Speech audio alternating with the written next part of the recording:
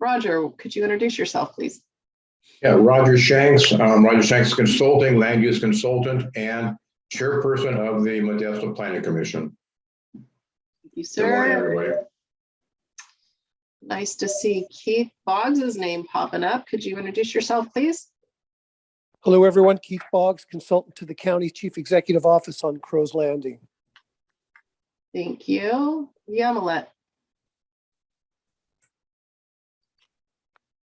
Hi, Yamilet Valladolid, and I'm the Director of Government and Community Affairs for Golden Valley Health Centers. And always smiling. It's so nice to see you. Kelly. Good morning. My name is Kelly Talent Martin. I'm the Senior Property Manager for Vintage Fair Mall. Thank you. Amy.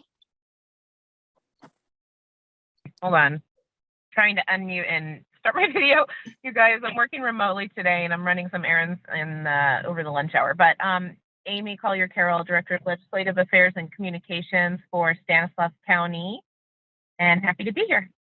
Thank you. Tim. Hi, Trish. I'm Tim Curley, Director of Community and Government Relations with Valley Children's Healthcare. Oh, nice to meet you. Nice to meet you too. Ryan. Good morning. This is Ryan Heller from Assemblymember Adam Gray's office. I am pinch hitting today for my colleague Lisa Montero Moore. Happy to have you. Thank you. I'm Trish Christensen, President and CEO of the Modesto Chamber of Commerce. Sabrina, why don't you introduce yourself and you can hand it back to Michael to run the last couple of intros. I'm Sabrina Gonzalez, Membership Coordinator here for the Modesto Chamber. Over to you, Michael. Thank you very much. Okay, so we will call this meeting to order at 11:35 a.m. This is the August Government Relations Council meeting. Again, Michael Gaffney, Chairman of the Board. You should have received the minutes from the July GRC meeting. It should be attached to the calendar invitation as well. I'd like to entertain a motion to approve the minutes from the July GRC meeting. Anybody have a chance to read them and would like to make a motion?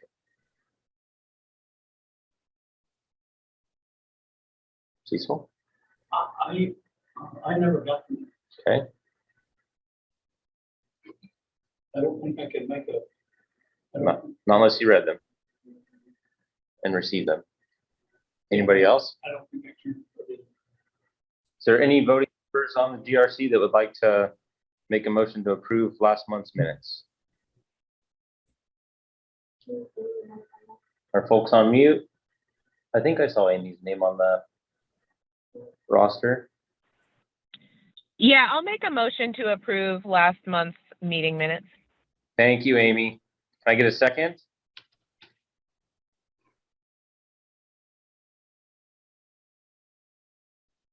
I read them, I can second. All in favor? Aye. Anyone opposed? Hearing and seeing none, motion carries as is. Thank you. We will move to elected official report outs. Is anybody on from Senator Caballero's office? Anybody on from Congressman Harder's office? She will not make it today, but we will have a report to share in a moment. Okay. How about Ryan with Assemblyman Adam Gray's office? Any updates? Yes, thank you, Michael. Happy to go first here. I would like to start with one legislative update. We do have a piece of legislation moving. It's kind of inside baseball, but it's a matter with which most of the people on this call are familiar. It is some state approval of the land swap agreement with regard to Beard Brook Park. It involves the city of Modesto and Gallo. And so that has survived the appropriations process and continues to make its way through the legislative process. I wanted to highlight a couple of recent victories in this year's state budget. $10 million in budget funding for a public policy center at UC Merced, with the goal of, enhancing our local economy by reversing the brain drain and encouraging the best and the brightest to remain here in the Valley. 12 million this year, as well as ongoing funding for continuous glucose monitors to be funded by Medi-Cal. That is an area that probably interests Tim and myself more than some of the others, but it's a huge victory because, frankly, we've been working on it for some number of years. We had a very productive set of meetings on Tuesday in Modesto. Assemblymember Gray came and spent time with Evan Porges, Bowen Cardoza, the Boys and Girls Club, the new police chief, and representatives of Gallo while finishing the day at the Stanislaus County Farm Bureau. I'm hoping that the participants on this call saw Assemblymember Gray's op-ed in yesterday's Modesto Bee, praising Congressman Costa as well as some of the moderate members of Congress who have been pushing back to oppose leadership's attempts to hold the infrastructure bill hostage. And anybody who would like a link to that article, I'm more than happy to provide it. I think it's a timely and an important commentary. Assemblymember Gray's also been convening and did so last week, set of agriculture-focused tours for members of the legislature from coastal California and Southern California, trying to better acquaint them with the importance of agriculture in California's economy, and also showcasing the conservation practices of our local farmers and dairymen. And then finally, we're also making progress in our efforts to bring free COVID testing to Modesto City Schools. So that's not final yet, but we think it's important and bears mentioning. So those are the things that are on my radar. And most importantly, I'm happy to take any questions, comments, and feedback from GRC back to the Assembly member and my other colleagues on staff so that we can provide you with responses. Thank you, Brian. Any questions for Assemblyman Gray's office? Ryan, is Gallo purchasing Beard Brook Park from the city of Modesto? I think if I remember the specifics of it correctly, I think it's more of a land swap. I believe they're going to be making land that they own available to the city, and then the state's going to facilitate it in some way. I'd be happy to have a fact sheet distributed on exactly the mechanics of the transaction. Michael, Okay, I'm just curious to know what Gallo's intended use would be of Beard Brook Park. Maybe Jalen knows. Yeah, I don't know their intended use. I assume they'll fold it into their broader campus there, but Ryan is right. It is more of a land swap being facilitated by the state. Understood. Any additional questions? Anybody on from Assemblyman Keith Flora's office? I haven't seen anyone. Any Modesto City Council members besides Councilman Ricky that would like to provide us with an update since he's one of our guest speakers? Michael, I'd like to interrupt for a second if I could. We have someone in by iPhone. Can you please introduce yourself?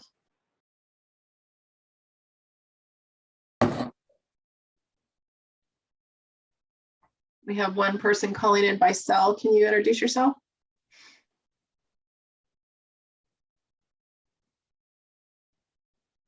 Okay, go ahead, Michael. I'll monitor. Any Stanislaus County supervisors besides Supervisor Condit who would like to provide us with an update, or Amy?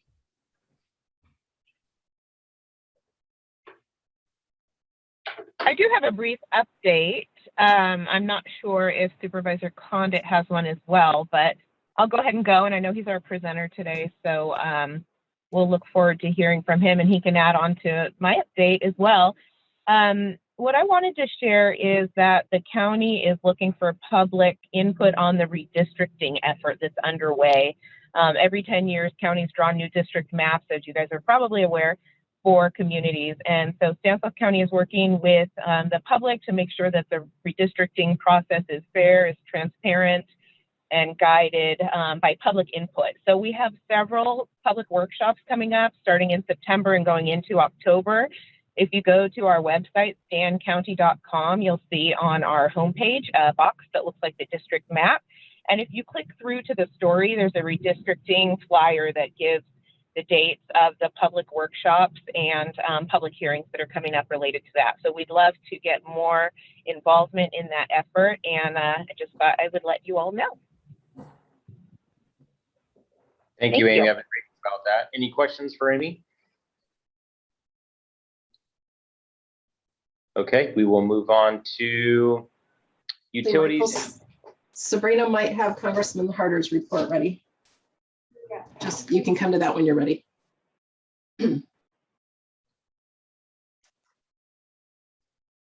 Okay, if everybody has a chance to see this, it looks like she's updating us on Hispanic Heritage Month, which will be the second annual Latino Leadership Awards. Also, that Harder secured $65 million investment in the Central Valley water storage. More bullet point details there. Also, Harder reintroducing legislation to help farmers lead on climate change. There's some more info there. And it looks like that's the end of her report for this month. So we'll make that available to you. And it'll be in the minutes. So I see no one on from MID, AT&T, Comcast. How about Stephen? Great. Can everybody hear me? Yes, sir, go ahead. Okay, so good afternoon, everybody. So I don't know if I covered this before or not, but there's been a big change in the way that Amazon has been doing their purchasing or their distribution. They used to have their own warehouses, and then they have what they call third-party warehouses. The third-party warehouses, the sales tax would go to the county pools, and they'd be distributed according to which each city's share of the county's sales tax is.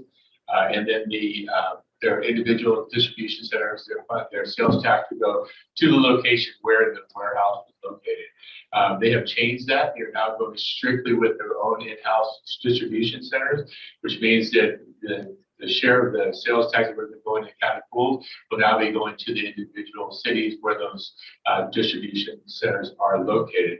The city of Tracy, for example, had an increase of $24 million in their sales tax. That's double what they would normally be receiving. So the League of California Cities, we have our annual conference coming up in late September, and we are allowed to do what we call resolutions. There's a resolution being presented for approval by the membership that would change or to look at working with the legislature to try to change the distribution of the sales tax. They feel like there should be more fair distribution of the sales tax. And so we are also looking at, there are currently legislation out there that are looking at addressing that situation, and there will be more in the coming year. And this is obviously going to affect the city of Modesto. There's a lot of winners and losers in this situation because the cities who have the distribution center obviously are going to be the winners. And the cities who don't will not be will be the losers. So I'll keep you up to date on that. There's also another resolution for the railway line right-of-ways. There's over 6,000 miles of rail lines in the state of California. The Federal Railroads Administration has primary oversight over that. The CPUC in California has secondary. We only have 41 inspectors to inspect those rail lines. There's a lot of illegal dumping, graffiti, and homelessness in campus. And so we're hoping to get the state to provide more funding to help address that situation, that problem in our cities and in our counties. Some legislation that bring you up to date on. AB 53 would have made Election Day a holiday. That's now a 2-year bill. That will probably be back next year. AB 68. So if your city or if your planning commission and your city council were to deny housing development, the developer will be able to take their appeal to the state created committee, which is made up of political appointees, not those who are appointed or elected from your city, to be able to appeal that decision and possibly be able to force your city to approve that development, even if it does not comply with your housing limit or your general plan. AB 215, this is what they call a pro-housing designation. And so this would give cities who reach that goal, it has to do with uranium and other affordable housing building, it would give them extra incentives when it comes to certain types of grants and funding applications through the state. If your city is determined to be what they call having low progress at the midpoint of your arena cycle, then you'd be forced to consult ACD to adopt these housing policies. If you do not adopt these housing policies or not comply with what was determined by ACD, then your city's housing limit would be decertified. AB 339, the reason I bring this up is originally this had to do with all cities in the state of California. Now it was edited or amended to only apply to cities over 250,000, which the city of Modesto will probably reach soon. So this has to say doing that if you have to provide translation equipment for translation for any ethnic group that either has or equals 5% or more of your population. That means you're going to have to translate all your materials, all your PowerPoints, your presentation, like that. It does not have to be prior requests for those to be translated. They have to be made available during the meeting, and the legislature has exempt themselves from that requirement. AB 361. So this has to do with updating the Brown Act. Currently, the governor's executive order, which expires on the 1st of October, allows for remote transmission for committee members. But you know, then the Brown Act, that those committee members must publish the location where they will be attending the meeting from. This would we're trying to get an urgency clause in this so that this would extend the government's executive order until the beginning of the year. This would sunset at the end of 2024. We're hoping that the legislature is out on the 10th of September. The recall is on the 14th of September, so we're hoping to get some action before then. AB 816. So this would say that the cities and the counties have to do what they call homelessness gap assessment. And this gap analysis has to be conducted, and the action plan has to be graded. If the city or county does not meet the goal of reducing homelessness by 90%, the Inspector General may be able to take action against those cities or county for failing to implement that program. AB 845 is saying that a public safety employee can retire with a pension disability from CalPERS because if they contract COVID, it's presumed that they contract this on the job that has been chaptered. AB 1401 would prohibit cities, local governments from imposing or enacting a new ordinance that would set a minimum parking requirement if that development is within a half mile of the walking distance of public transit or located within low vehicle mile travel area. AB 210, this bill we were able to kill. This is saying that if a city or a county were to use a license plate recognition data retention, identification system, that information would have to be destroyed within 24 hours. If they do not hit what they call a hot list, our concern with this is that a lot of crimes aren't reported within 24 hours, and this is a very good tool for our public safety abilities to help solve crimes and apprehend criminals. AB 556, this has to do with telecommunications equipment on public owned structures.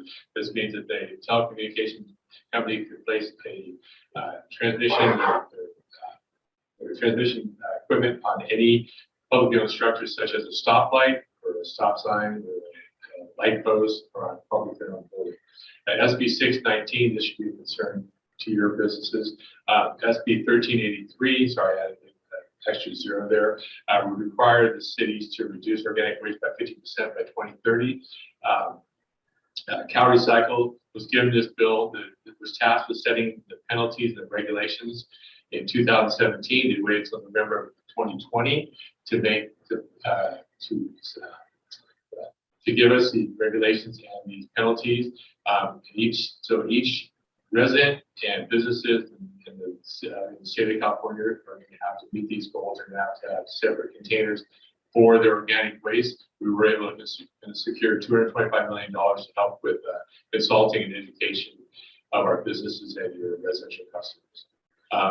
AB 771, this would exempt full and hybrid electric vehicles from sales and use tax. That's obviously going to affect our sales tax from our dealerships.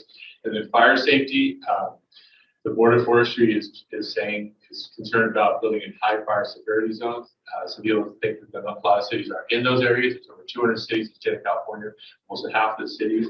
So it's going to make it much harder for cities to build in those areas. It has mostly to do with your road width for fire vehicles and things like that. It also has to do with the distances between the fire hydrants. The problem with this is these cities are still going to have to meet their unit numbers, even if they can't develop in these areas. So this is a California Climate Insurance Working Group. So the Insurance Commissioner has put together a group that has released a report containing 40 state and local policy recommendations. And these are mainly focused on low income seniors and people who are without insurance, who have underinsured with their properties. And the public safety, I think I brought this before, I just want to let you know they're still alive. KB 48 would prohibit the use of things such as rubber bullets and pepper spray and tear gas. That was in the Senate Appropriations. AB 89 would raise the minimum hiring for citizens that have to the current police officers from 18 to 25, unless they have a higher degree. Legislative calendar, the legislature just came back this week. The 10th of September last year, the House to pass these bills and then adjourn. On 10th of September, October, it's going to be last year, the governor signed the bill, coming up the bill to become law. A lot of interest in what's going on there because of the recall. And the governor is holding back and signing, maybe holding back and signing some bills because of that. Then AB 771, this just says that people, homeless individuals will not have to pay for their licenses even though they're missed. And that's it, my report. And I want to thank you. And if there's any, I got through that pretty quickly, I hope. If you have any questions, feel free to ask me now or contact me later. Are there any questions for Stephen Qualls? Give it a second here. If you want to come off mute. This handout is also available. Thank you, Stephen, for coming in. Personally, I appreciate it. Thank you very much. Okay, I think we've made our way through all updates, both elected officials and city county staff and others. So we will move on to our the meat of this meeting, which is our special reports. Our first guest speaker is Chance Condit. As you know, Chance was a council member for the city of Ceres before being elected to the Stanislaus County Board of Supervisors this past November. He represents what appears to be on the map the most spread out district in the county. It's District 5, which includes South Modesto, a large portion of Ceres, Grayson, Newman, Patterson, all the way across Highway 33 and I-5 over the river and through the woods to the Santa Clara County line. If anyone's paying attention. Did I get that right, Chance? Yep, you pretty much covered it. Making sure everybody's on their toes here. So without further ado, Chance, please take it away. He is here to discuss his view on challenges and opportunities for Stanislaus County. So thank you so much for your time. I really appreciate it. I want to thank the GRC for having me. Happy to connect with our folks in the community and discuss these issues. I'll just give a brief introduction for those who don't know me. I'll kind of list and highlight kind of the priorities that I see and hope to accomplish moving forward in my current role. And then I'll also open it up for any questions you may have. But as mentioned, I'm Chance Condit, newly elected to the Board of Supervisors since November. So I've spent about 8 months on the job. It's been a whirlwind, to say the least. It's been a great experience so far. I'm just really trying to be a sponge and kind of soak everything in and learn as much as I can as I go. But we have an incredible staff, incredible team in the county. I really have enjoyed getting along with my colleagues and, you know, kind of hammering out those issues. We've had a difficult time, as all of you know, with the pandemic and with COVID, but we are doing our absolute best to be as responsive and accessible to the community and just trying to be as helpful as possible through these trying times. But as mentioned, I was previously on the Ceres City Council. I served on the City Council for 2 years. Prior to that, I was employed by Opportunity Stanislaus, which many of you know is an economic development organization. And I really focus on retention, expansion, and attraction efforts for our local businesses, and also trying to bring in new businesses into the county by marketing the great qualities we have here in Stanislaus County and trying to attract new businesses and new industries. Prior to that, I did work for State Assembly Member Adam Gray. I was a field representative for Assemblyman Gray for a little over 7 years, and that was a great opportunity and kind of my start in public service. So it definitely helped build a foundation, which led to me eventually running for city council and then my current position. You know, kind of my backstory on kind of how I came about being on the Board of Supervisors. You know, I really never expected to be in my current role. I never anticipated or planned running for my current position.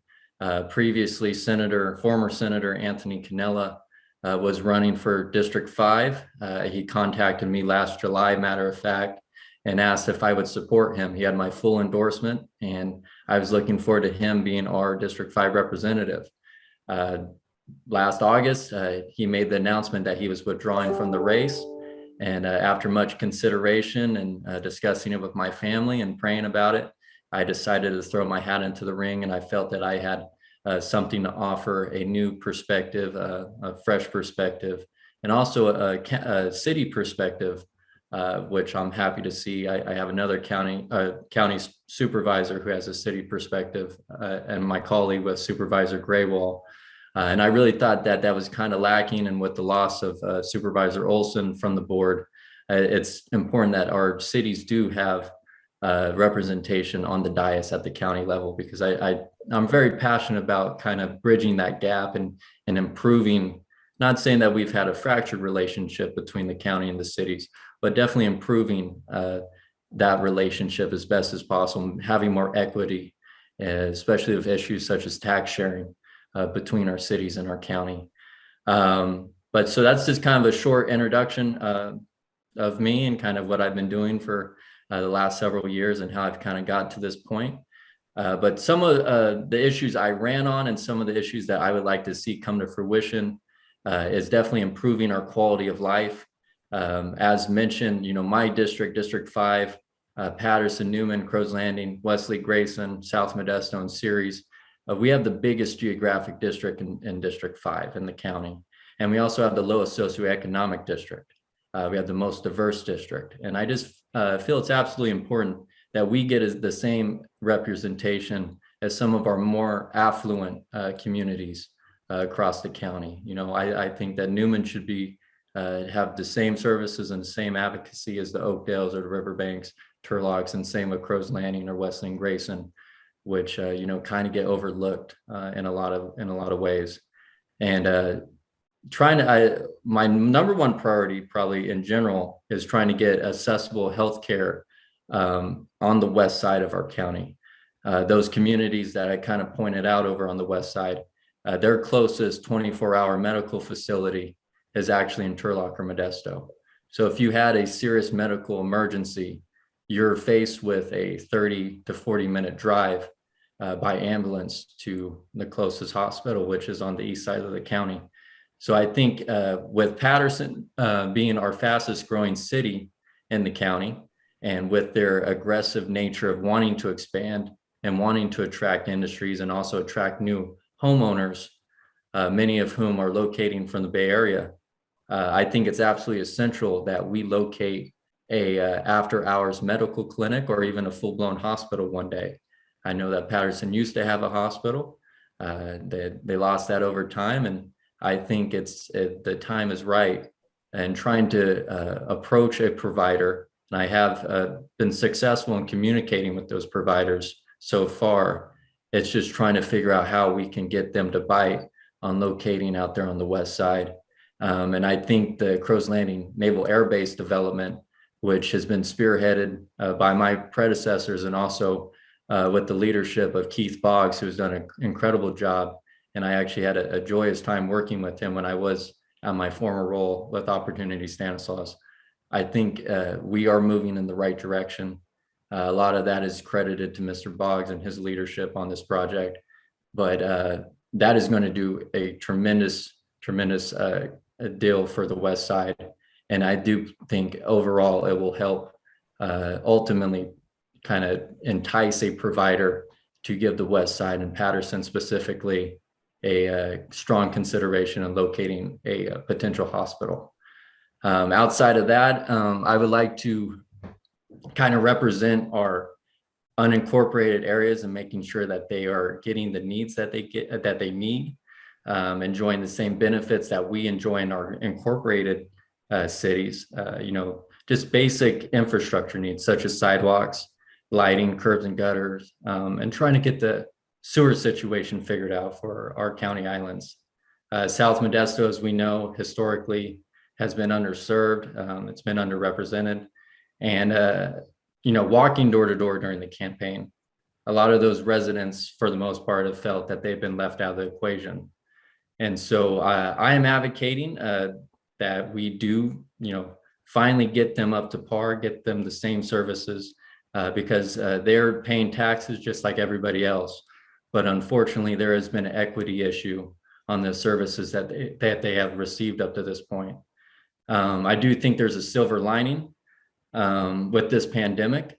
We have received $106 million through ARPA funding from the federal government, which is going to do a great deal for our community and our residents here in Stanislaus County. We as a board have allocated 50 million of the 106 million to infrastructure needs.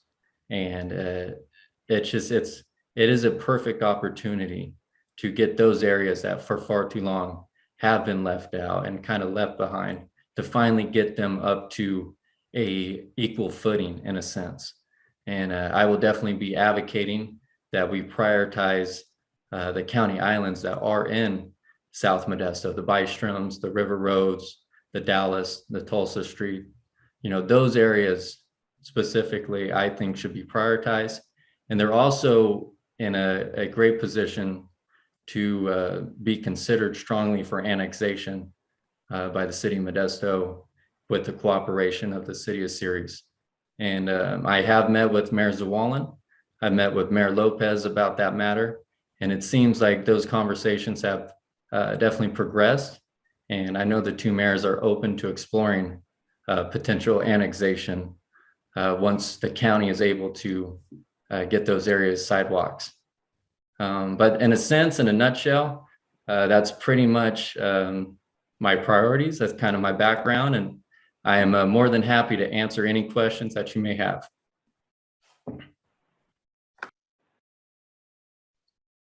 Feel free to drop questions, I guess, if you are able to leverage the chat, if you don't want to come off mute or not in a position to, or come off mute. Can we check the chat? Looks like there's 3 things in there. Mayor Lopez and Ceres, I think he meant. Yeah. Nothing in the chat? Okay.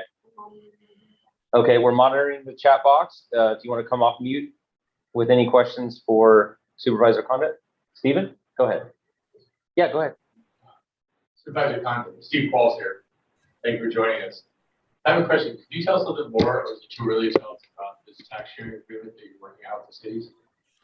Sure. Well, I can just speak for myself. I definitely don't want to speak for any of my colleagues, but having that city perspective and knowing how strapped our cities are by being fully reliant on sales tax revenue, I just think it makes complete sense that we give up some of our property taxes that we receive for the county. Whether that's a ERAF split or whether it's a 50-50 split for current and future developments, that is going to be debated on by me and my colleagues. I tend to just naturally think that the 50-50 is the best option moving forward. I think, being that 80% of our population is in incorporated areas, it would benefit the majority. And I know how strapped, just having the city perspective and having the city experience, I know how strapped we are to try to provide those essential services, whether it's police, fire, parks. I mean, you go down the list, and our cities, unfortunately, have been on a shoestring budget for far too long. And I just think as a county, if we can be better partners, not only in other ways, but economically, and be better partners in sharing our property tax revenue, our city and our county overall will benefit. And I think it will drastically improve our city's budgets and drastically improve our quality of life for a majority of our residents overall.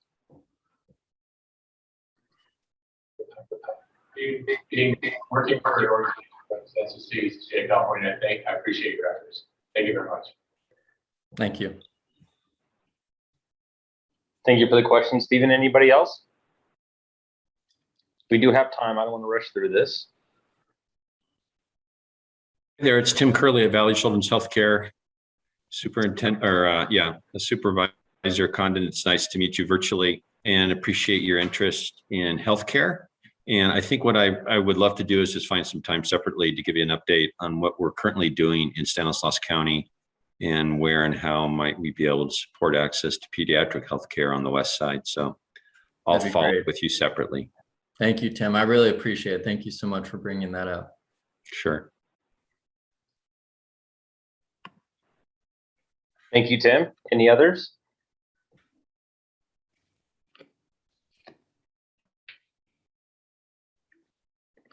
And thank you for joining us. It's good to see representation from Valley Children's. You bet. Good to be here. Anybody else before we cut Supervisor loose? We're the only thing standing in between him and lunch, 12:10 here. As we move on, if you would like to or have an open email you would like to share with the group, you could drop that in the chat box and then they can reach out to you that way.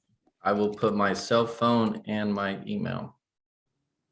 And feel free to call me anytime. Our office is definitely able to help if there's any issues such as potholes, such as issues with any government agencies. We want to be accessible and try to help the community the best we can. Do you have a field rep and some contact information too? I do. I have a great field representative. His name is Russell Fowler. I believe he might be on the call with us, but he does an incredible job on the 6th floor for me, and he works really hard, and he's always available if there's any questions or concerns, or if you would like to follow up with a possible meeting in person, please feel free to reach out to either myself through my cell phone or my email, or through Russell Fowler. Thank you, sir. Okay, let's go ahead and move on here. Our next guest speaker, last certainly not least, is our very own council member, Chris Rickey, who represents District 3. And that includes everything between Briggsmore Avenue and Scenic, I guess Scenic all the way down through Needham and Kansas, and then out to Rose Avenue and Oakdale Road to the east, and Morse Road, if you're familiar with that, which is essentially the edge of town to the west. So that kind of frames up his district there. As you know, Chris was very successful in the entertainment industry before pivoting to politics. And he is another one of our newly elected council members. So Chris, if you're able to screen share and come off mute, we're very happy to have you. Right on. Well, thanks for having me, everybody. Chris Rickey here, I'm representing District 3 in Modesto. And it's wonderful to be able to talk to you all about solving our community problems that we've got going on here. Something just happened to my camera. Can you guys hear me? Yes, we can hear you loud and clear. We can't see you, but that's not a problem. You may have better bandwidth if you stay off camera. It's up to you. Well, I'll try to turn it on. I don't know why that's really strange. But anyway, yeah, it's great to be here. And it's really important, as a local representative, to get the feedback and the interaction, from the local community and figure out what your priorities are so we can make them our priorities. And I think that this new council that we've got has actually been really effective. We're kind of a very diverse council with a lot of different perspectives, but it's been really encouraging to me the way that we've all been able to kind of come together and solve problems together. So I want to kind of go over some of the things we've done in the first 8-9 months that I've been on the council. And then we'll talk about what we're going to be working on, in the future. And I think the first thing we need to talk about, I'd be remiss if we didn't talk about COVID and how it's impacted things. It's been a rough ride for all of us.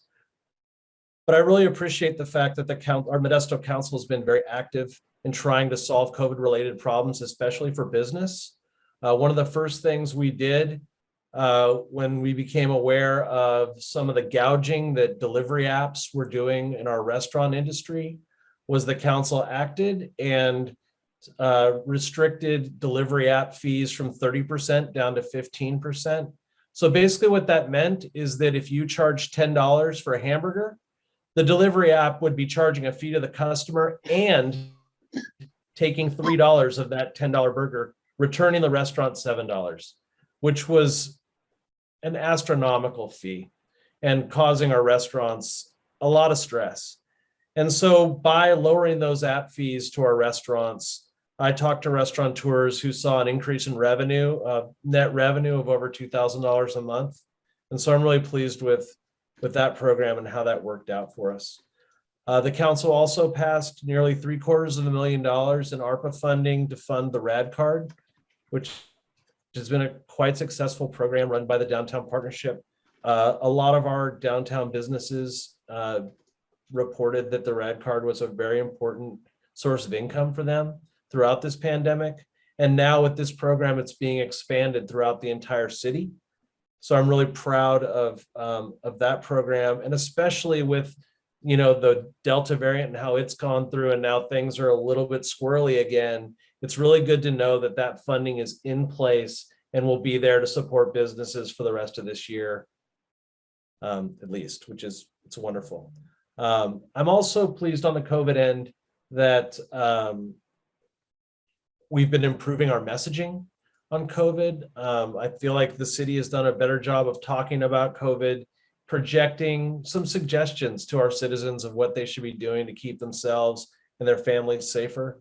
And I think that's, you know, what we do in terms of not only just projecting good messaging, but working with the county, working with Dr. V to make sure we're making good choices and good decisions for our community overall.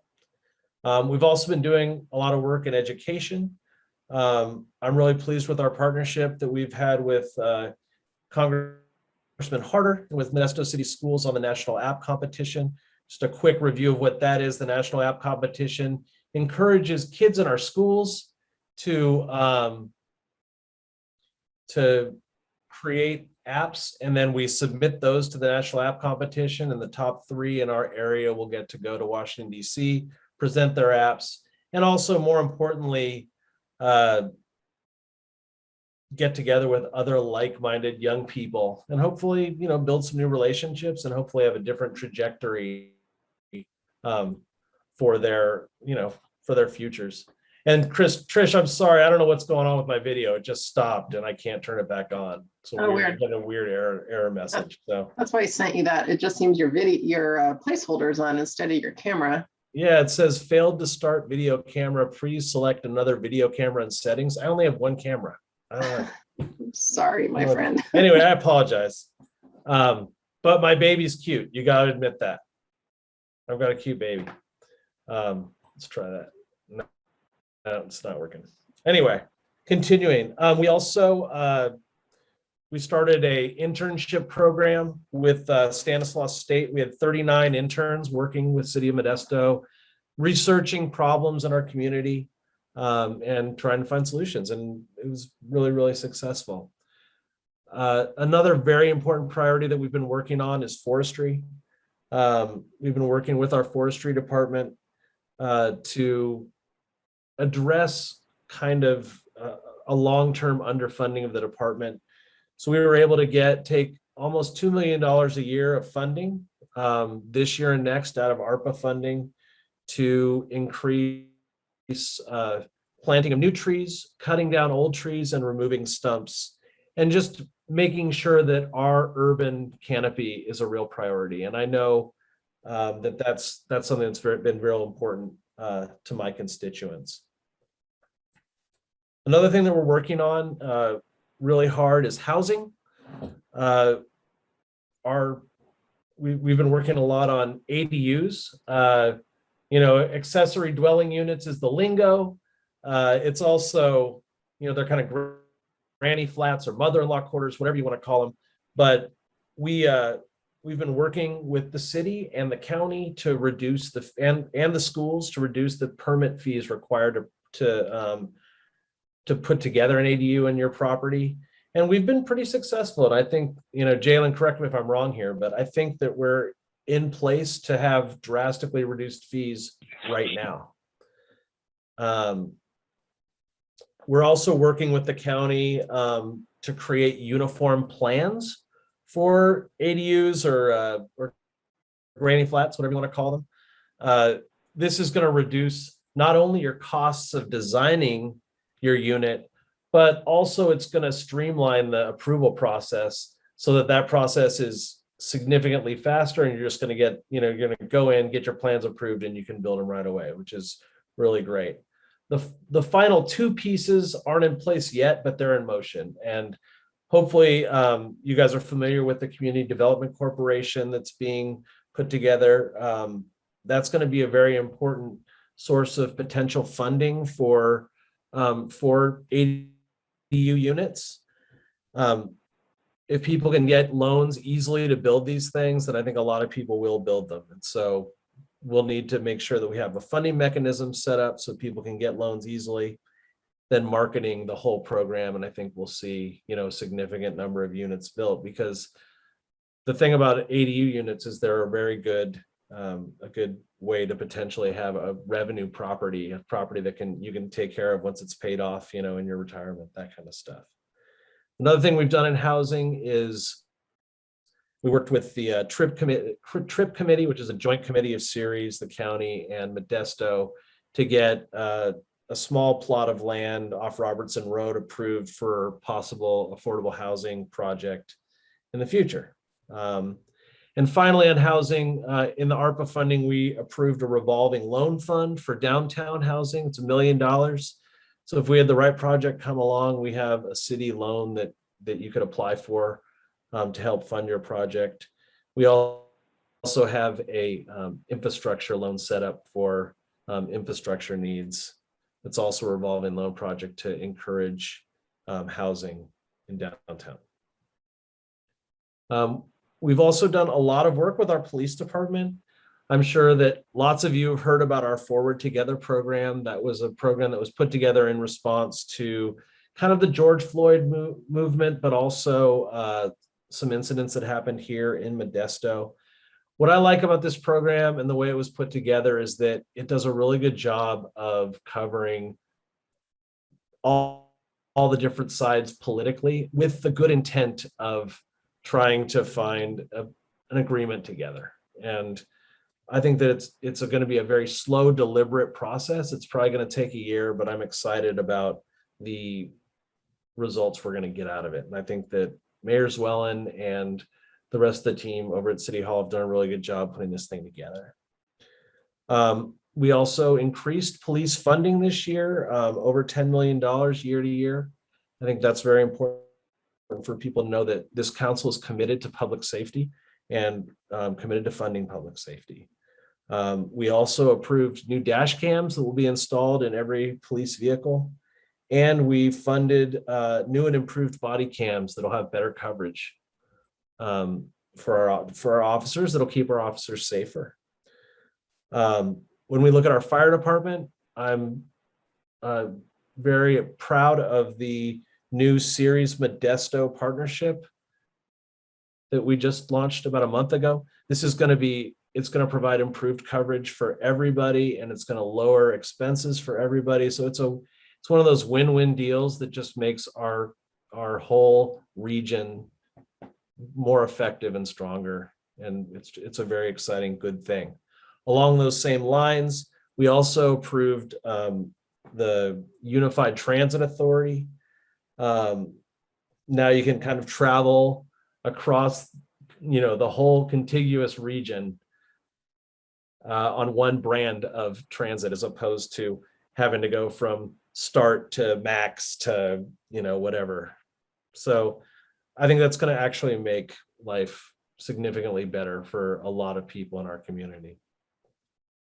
All right, so my arm got really tired kind of patting myself on the back there for all the work we've done over the last 8 months, but I think it's important for people to know what we're doing, because of kind of how our market is right now, with like a newspaper that's, a lot smaller than I think it should be for a city our size, and no local television and not a lot of radio. It's kind of hard to get the word out on the work we do every day. So I think it's important.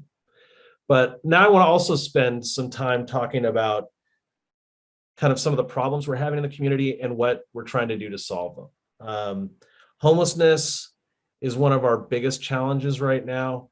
I'm getting dozens of calls and emails every day, especially about in my district, Grisada Park, Enslin, Pikes Park. We're just seeing a tremendous growth in activity and vagrancy and drug use and stuff like that in those parks, and it's just very serious. And I just want everyone to know that it's something that we're working on. I'm working with the chief of police. We have our HEART team out there. We have our chat team out there. We're working on it. But unfortunately, we're not seeing the results as quickly as I'd like to see them. And I know that everyone agrees on that. And so I think we need to make some action on this. And one of the things that I'm proposing to the council is that we try to fund a park ranger program so that we can have a more consistent presence in the park, and really try to have people there all the time to kind of keep an eye on things, so that we can try to get a better handle on the parks and make them a safe place for our for everyone in our community. We also, I think, need to start addressing some solutions that we can do for homeless right now. Things like safe parking. We have a whole section of homeless people in our community that are living in their cars, and they're parked all over the place. We need a safe place for them to go and stay while they try to get back on their feet. We also need to create smaller camping facilities. This is something that I've spoken with Sheriff Dirksey about. He thinks it's a really important priority for him. I agree with his priority. I think it's something we need to do. And we're seeing cities all over the country doing these safe camping areas successfully, including Reno, Sacramento, Los Angeles, Denver. They're all finding a way to make it work.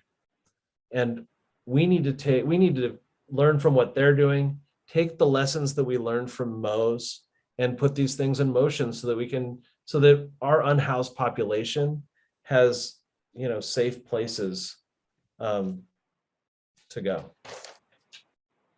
And you really can't talk about homelessness without also talking about housing. The housing crisis in our community is real. I get calls from constituents all the time that are having trouble finding places to live. I'm getting calls from people that are making more than our median income that can't find a house to rent for their families, and that's just completely unacceptable. And I'm hoping that we can get government to act to kind of start like putting just covering up the holes that we're getting in the dam here. And we're doing some good work. I don't want to say that we haven't done anything. I really am a big fan of what we've done with Kansas House. It's a transitional facility where people can move in there. It's an old hotel on Kansas Avenue, and that place has been transformed into a real legitimate place where people can live comfortably. And it's been so successful that we're looking at maybe doing a couple more facilities just like that, which will be absolutely great.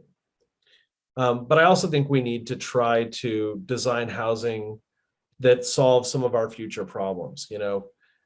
If you're 27, 28 years old and you're making $40,000 a year right now, you can't buy a house. It's not possible. And to me, that's just not great. We don't want our community to be in that spot. And so I think we need to find a way to create, workforce housing where you can buy, a little condominium maybe for $100,000.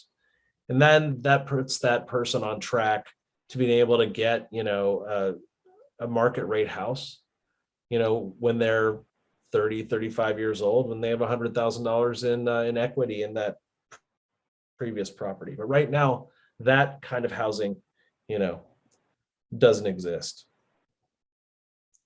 And I think, when we talked earlier about ADUs a little bit, ADUs are part of that solution also. But right now we are, 20,000 units low, well, between 10 and 20,000, depending on who you ask.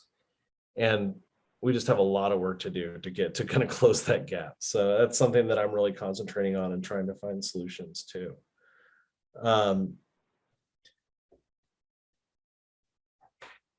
I also think that talking about the future of our community, we've got one more year of ARPA funding coming up.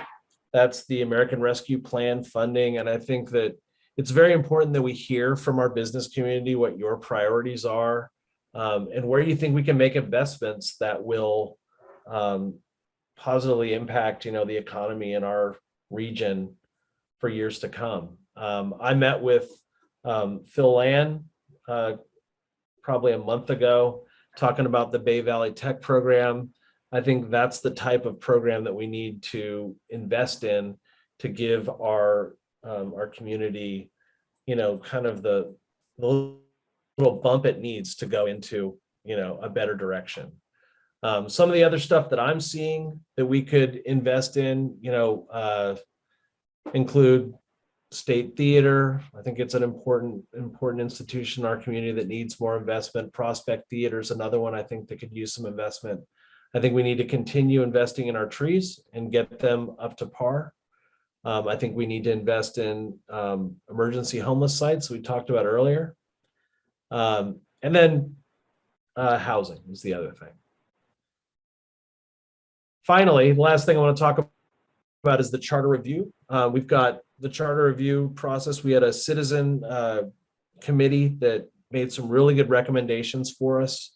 We're going to be going through that over the next 3 or 4 months, come up with some final approvals. But kind of the main thing that I'm taking out of that is a very positive recommendation in terms of moving the mayoral election for the primary to be at the primary time, which is either March or June, and then having the final vote in November, which I think is a really, really great move. So with that, thanks so much for having me today. I don't know what happened to my camera. I don't know why it stopped working right when I started speaking, but it's really nice to be here, and thanks so much for having me. Thank you. We'll go ahead and entertain questions via the chat box, or if you'd like to come off mute.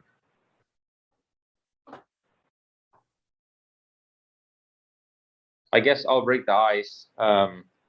Chris, when you talk about providing safe parking and safe camping in the city of Modesto, where do you foresee the safest and most logic place to put our homeless folks under the same roof, if you will, and then who would be willing to police that? Well, I think that, that's the question, right? So I think we need to do a survey of different options. Some communities work with local churches. Sometimes it's done in parks. Sometimes it's done on city land. Sometimes it's done on private land. So we just need to find the right solution for Modesto. In terms of policing, again, it just depends on the site. Sometimes some sites have private policing, some use actual police. But for the most part, what we're seeing is that, at least at other sites in other cities, is that, there's the unhoused are just happy to have a place to go, that they're safe, and that the problems really police-wise hasn't been overwhelming.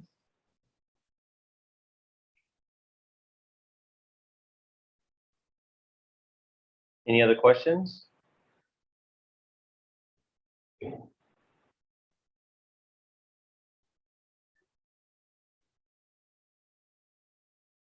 Nothing in the chat box. Okay. Trish, I noticed you just came back. We're wrapping up here. Do you have any questions for Councilman Ricky? Oh, you're muted. You may be on mute. No, I'm good. I apologize. I needed to step away for a couple minutes and have a coughing fit. Understood. Okay, so the recording will be available online for those who'd like to share it, or as you reflect back on the conversations we had, go back and view it. So thank you, Councilman Ricky and Supervisor Condit. Thank you both so much for your time. We really appreciate it. You're always welcome back here. I know that our calendars are, I think, completely full for EDC and GRC to the end of this year, which we're very happy about. But we're always looking for future topics or speakers that may interest any of you. So please drop them in the chat box, or reach out to John Valines or Bill Robinson, the chair of both EDC and GRC respectively. In other business and announcements here, looking down the agenda, John Valines will be absent once again next month. So I will be facilitating this meeting on his behalf again. I think we're giving him way too much time off. Sabrina, if you want to note that in the minutes there for future discussion. We miss John. We'll miss him again next month, but I'll be here to ensure that we're taking care of our guest speakers, giving you the opportunity to provide input and participation. We will be, as far as I know, meeting in person. For those of you who may feel comfortable, we'd love to see your face. We are here. We have a beautiful new conference room that's redecorated and painted. It's happy. It brings me joy to see new seats and tables for you to enjoy. Not sure about lunches yet. Maybe we can nudge Trish to provide you with some food. Maybe that's what's stopping you from coming in here. But we are here and welcoming you with open doors. With that, any discussion before we adjourn? Next month's guest speaker will be Supervisor Withrow, District 3. He intends to speak to us about the state of the county and how the county is doing, much like Supervisor Condit just did. So we'll get his take. That will be Friday, September 17th. We will go ahead and adjourn at 12:35. You'll get 25 minutes back on your day. Hope to see all of you at the graffiti parade this evening. It's always a nice event put on by the Kiwanis Club. Have a great weekend. Be safe. Thank you for your time Signing today. off.